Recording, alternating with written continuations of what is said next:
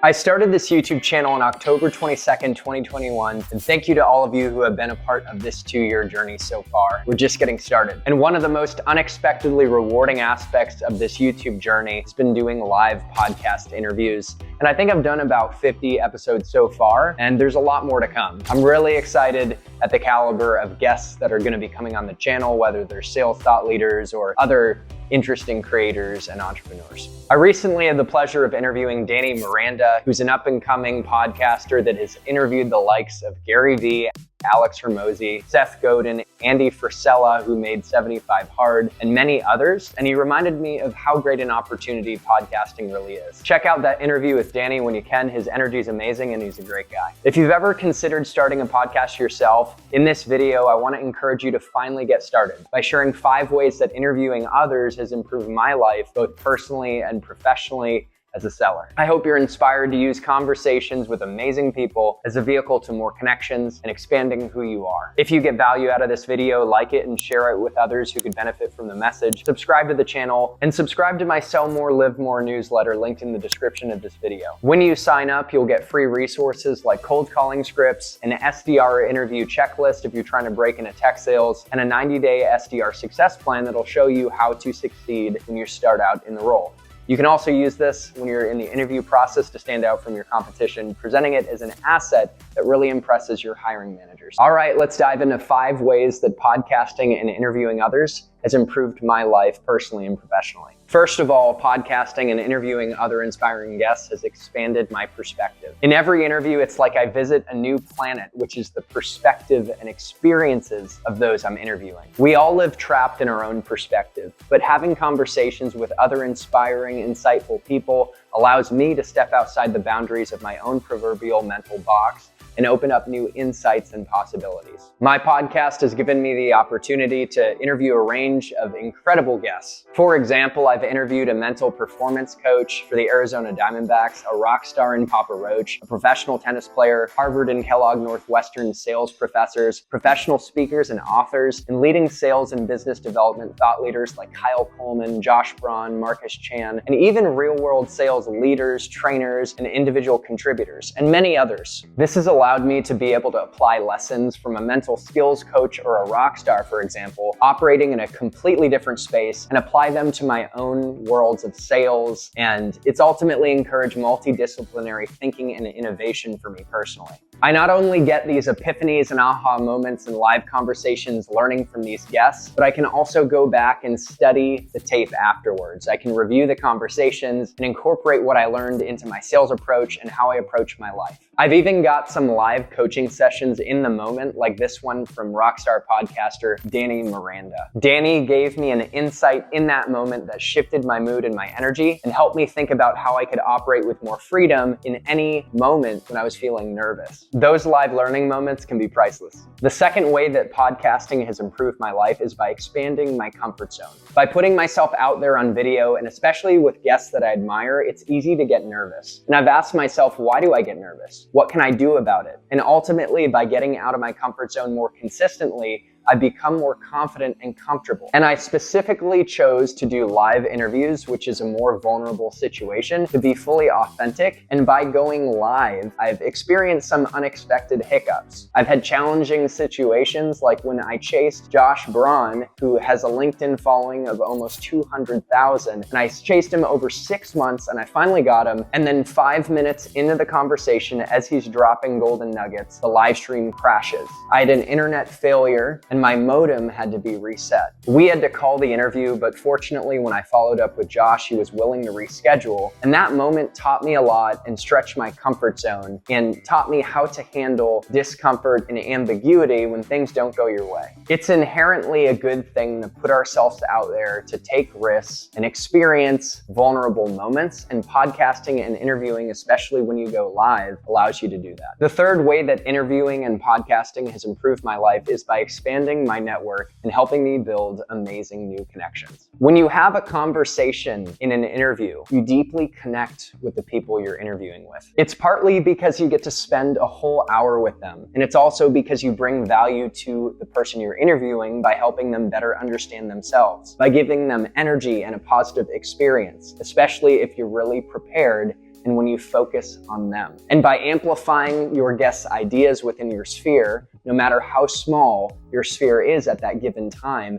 you bring a lot of value. Through the podcast, I have access to more people in higher places now and a greater ability to make things happen. And once you interview one person, you most likely have them in your corner and get access to their network. And eventually you might just become a Joe Rogan who can get conversations with practically anyone. By expanding my network through my interviews, I've actually positively impacted my own sales job. In my 9-to-5, I sell alongside AWS and Google Cloud at a reseller and cloud consultant. And I've had to interview guests who are sales trainers at AWS, and what do you know, an account executive at AWS showed up for the conversation, and he actually was a top performer, and he commented on the live stream, and as a result, I was able to reach out to him, set up a conversation, and really come from a place of a warm context, and now we're looking at doing business together. That's a beautiful thing. I've also had some of my customers on the channel. Check out my interview with CTO David Peppard if you want to. It's really insightful to get into the mind of a CTO and a technology executive. And David shared my interview with him with his own LinkedIn network. And although I don't bring up my podcast and all my conversations with prospects and customers in my 9-to-5, sometimes it actually comes up when they discover it on LinkedIn, and it helps make me come across as a more well-rounded and interesting person. At the end of the day, prospects and customers want to do business with interesting people that they might get along with. The fourth way that podcasting on sales in particular has improved my life is that it's helped me get better in my 9-to-5 sales job. It works out that I am focused on interviewing guests who are top thought leaders in the sales space when I'm a seller myself. What's amazing and unexpected is I've actually been able to apply real-world sales skills in action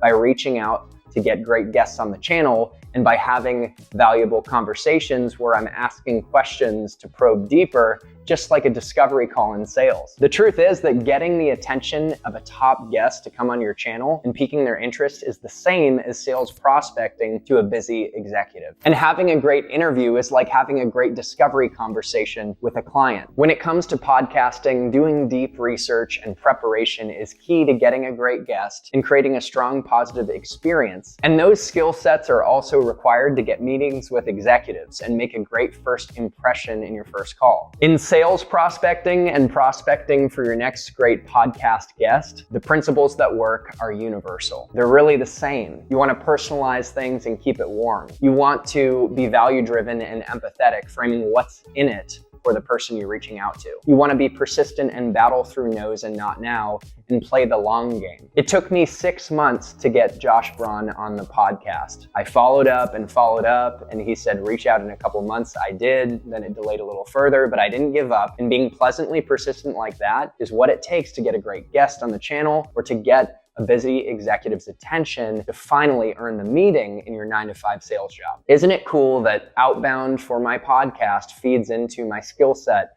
for outbound in my sales job and vice versa? And I want to double down on the fact that other orientation and creating a great experience for your guest on your podcast is critically important. Just like in my 9-to-5 sales job, I've gotten a lot of no's when it comes to reaching out to potential podcast guests. I've had folks like Nate Nasrallah, who's a top sales voice, say, hey, I'm not quite sure right now if it's a fit. I've had Ryan Holiday, who's the author of The Obstacle is the Way and the host of the Daily Stoic podcast, who is big time, that I followed up with for over 4 years, believe it or not. And he recently responded and said, hey, I'm so busy with my own podcast, I can't do it, but keep growing yours. I've gotten my fair share of no's, but I know that when I reach out to these guests, the no's are often a not now. And I've been reminded to continue to play the long game just like I do in my 9-to-5 sales job. I'm very fortunate that because my guests talk about sales, and that's the focus of my whole podcast, I get to study those videos and rewatch them and learn and research the tactics of the individuals that I am interviewing and apply everything I learned to my 9-to-5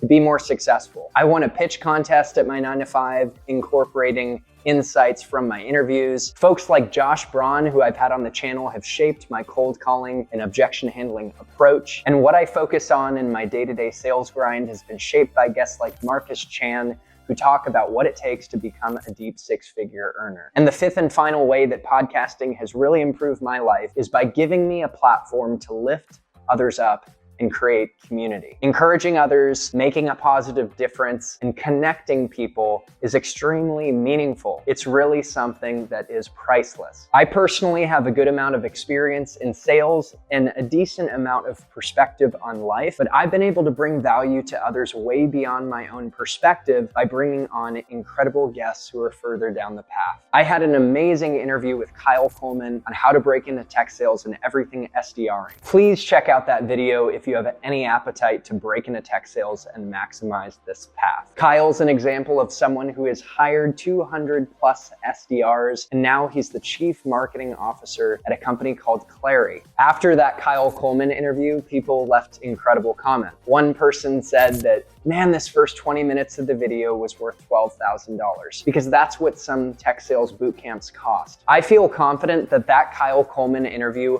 helped people get their first job in tech sales, which can open up unpredictable, amazing opportunities in their life. That interview was all Kyle, but I'm really grateful to know that I played a small part in helping those people by bringing him on in the first place. When you create a podcast, you inevitably build community, and we all go further together. When I go live, I love seeing y'all in the comments, sending messages with questions and sharing encouragement and positivity. It's great energy and it's really uplifting for everyone involved. A podcast is truly powerful because it can amplify great ideas and inspiration in community that can change all of our lives and those we touch. I want to finish up by saying we're all here to make a difference, including you. You've got something to say, you've got something to contribute to make this world a better place, and a podcast can be a great way to amplify the ideas of people you admire and your own ideas to lift others up. If you've been thinking about creating a podcast, I encourage you to do it now. Life is short, so just go for it. You can use a platform like StreamYard, which is what I use to go live, and all you have to do is pay a subscription, and it's easy to create a broadcast where you can invite guests, stream to LinkedIn and YouTube Live, and then have the video immediately post to YouTube to float out in the YouTube sea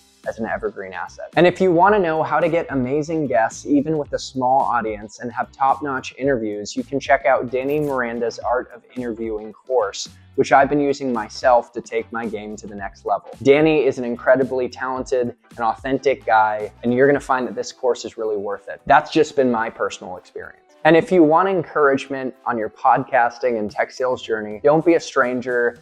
Book time through my Calendly link to have a conversation, and that's linked in the description of this video. Of course, if you got value out of this video, give the video a like and share it with someone who you think could benefit from the message. And subscribe to my YouTube channel for weekly videos and weekly interviews committed to your success in tech sales and in life, and subscribe to my Sell More, Live More newsletter, which is also linked in the description of this video. And you'll get free cold calling scripts, an SDR interview checklist, and a 90-day SDR success plan. To your success in tech sales and in life, happy selling and happy living, and I'll see you in the next one.